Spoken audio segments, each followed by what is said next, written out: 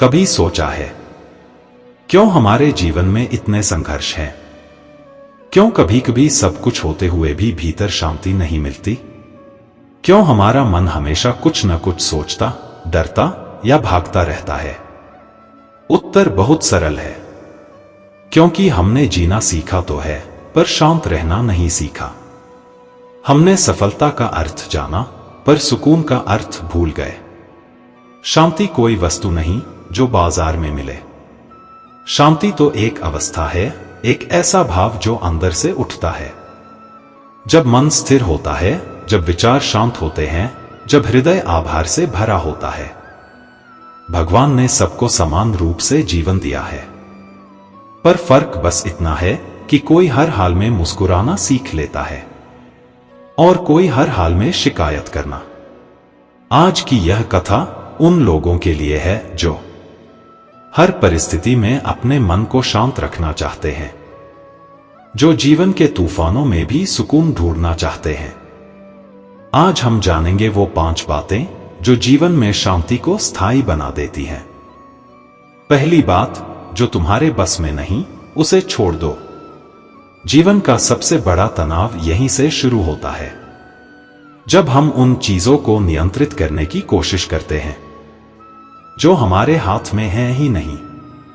हम सोचते हैं, लोग क्या कहेंगे, वो मुझे पसंद क्यों नहीं करता, मेरी मेहनत का फल क्यों नहीं मिला। लेकिन क्या सच में हम इन सब चीजों को नियंत्रित कर सकते हैं? नहीं, हम सिर्फ अपने कर्म को नियंत्रित कर सकते हैं। बाकी सब भगवान की योजना का हिस्सा है।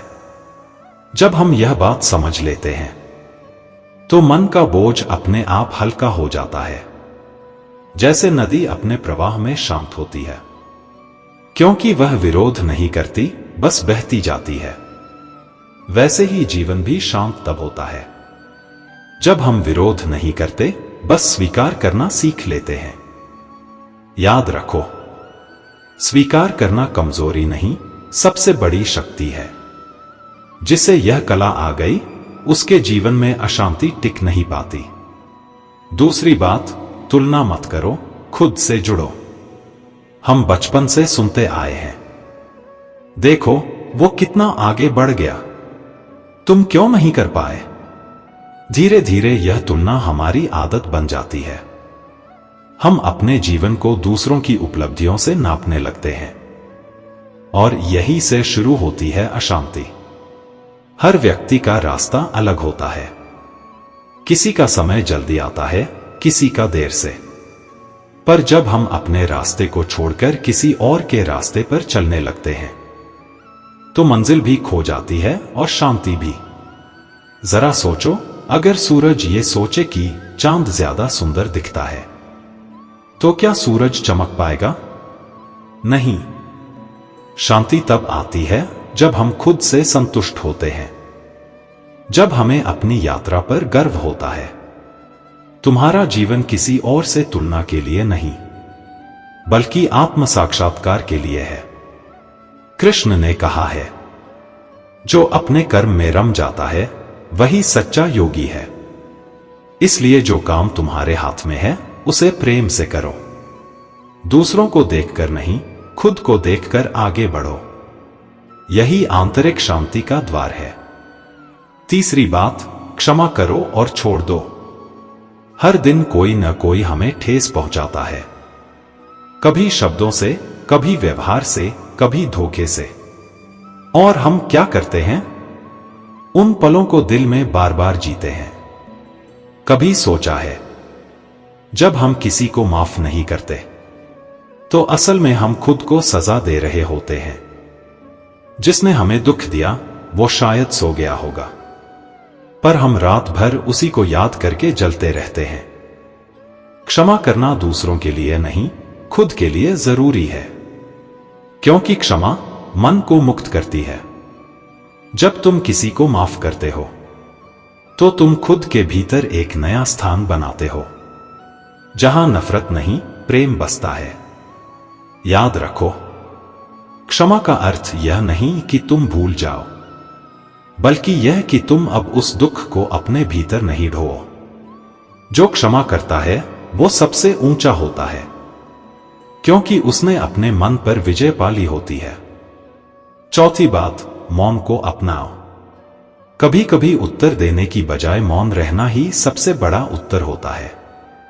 मौन केवल शब्दों का अभाव नहीं है, बल्कि आत्मा की गहराई है।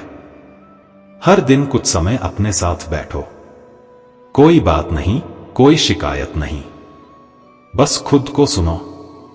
जब मन मौन होता है तो ईश्वर की आवाज स्पष्ट सुनाई देती है। तुम्हारे भीतर वो शक्ति है जो दिशा दिखा सकती है, पर वो तभी दिखेगी जब मन का शोर शांत होगा। मौन तुम्हें कमजोर नहीं बनाता, बल्कि तुम्हें अडिग और स्पष्ट बनाता है। कभी कभी जीवन के सबसे बड़े उत्तर मौन में ही मिलते हैं। अब तक हमने सीखा कि जीवन में शांति पाने के लिए हमें स्वीकार करना, तुलना छोड़ना, क्षमा करना और मौन अपनाना आना चाहिए। पर अब आती है पांचवी और सबसे गहरी बात, जो शांति को स्थायी बना देती है। पांचवी बात, कृतज्ञता, ग्रैटिट्यूड को जीवन का हिस्सा बनाओ। कभी सोचा है क्यों कुछ लोग कठिन से कठिन परिस्थिति में भी मुस्कुराते रहते हैं, जबकि कुछ लोग छोटी सी परेशानी में भी टूट जाते हैं? क्योंकि पहले व्यक्ति को यह एहसास होता है कि जो उसके पास है वही पर्याप्त है। उसने जीवन में कृतज्ञता की शक्ति को पहचान लिया है। हर सुबह जब तुम आंख खोलो तो सबसे पहले धन्यवाद कहना सीखो, क्योंकि तुम आज भी सांस ले रहे हो, आज भी नया दिन देखने का अवसर मिला है। हर व्यक्ति के पास दुख के कारण हजार होंगे, पर सुख के कारण भी हजार हैं। फर्क बस नजरिए का है।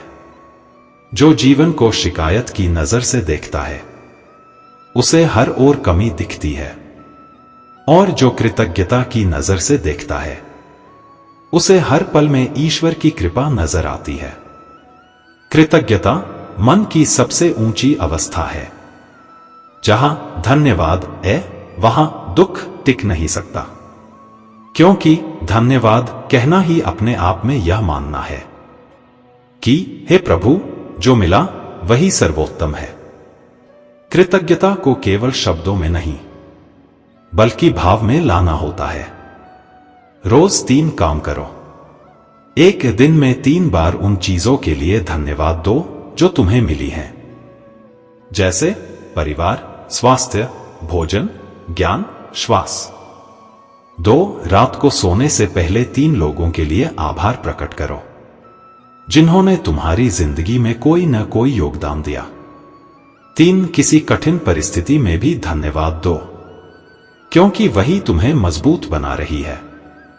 धीरे धीरे तुम्हारा मन शिकायत से ऊपर उठ जाएगा और तुम भीतर से हल्के हो जाओगे।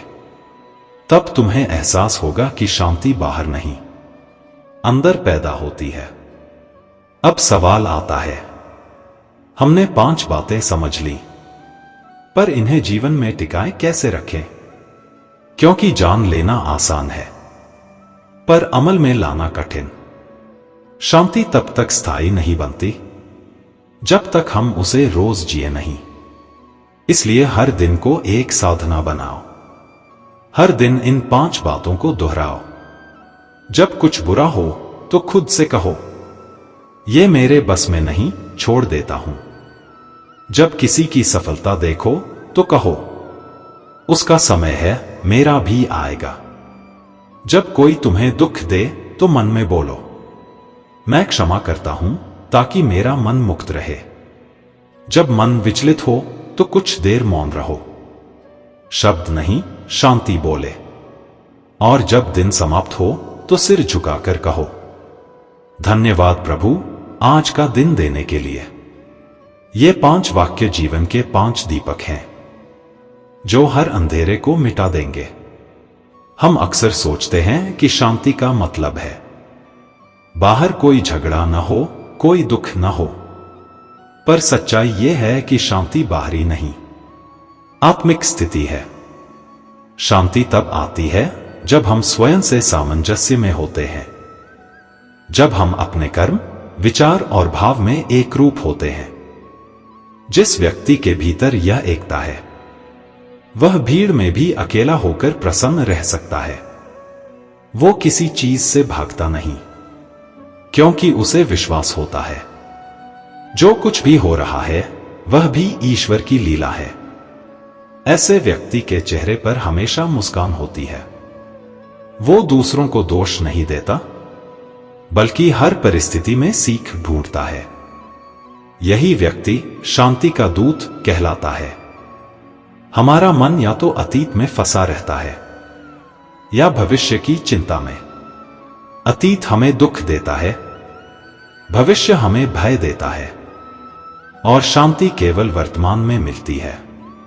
जो व्यक्ति इस पल में जीना सीख लेता है, वो जीवन के हर क्षण में प्रभु का स्पर्श महसूस करता है।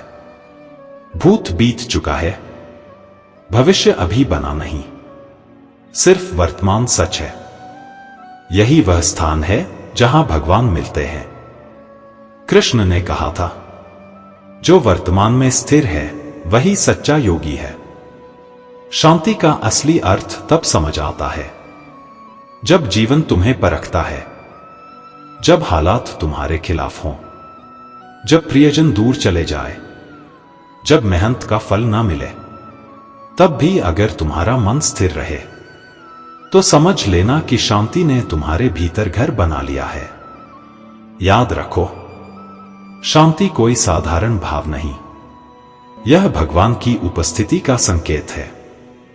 जिसके भीतर शांति है, उसके आसपास भी शांति फैलती है।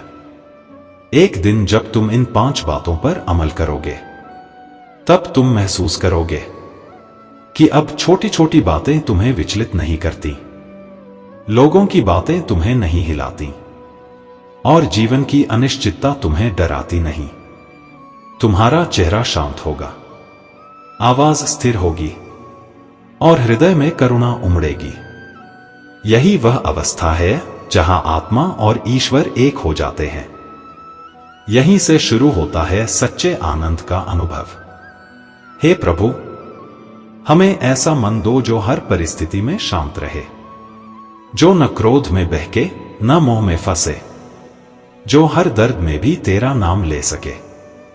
हमें सिखा दो कि शांति पाने के लिए भागना नहीं, बल्कि रुककर स्वयं को देखना है। क्योंकि जीवन तब सुंदर लगता है जब भीतर शांति होती है। वाचक स्वर। याद रखो, जो जीवन की हर परिस्थिति में शांत रहना सीख लेता है, वो किसी से हार नहीं सकता, क्योंकि अशांत मन हारता है, पर शांत मन हमेशा जीतता है।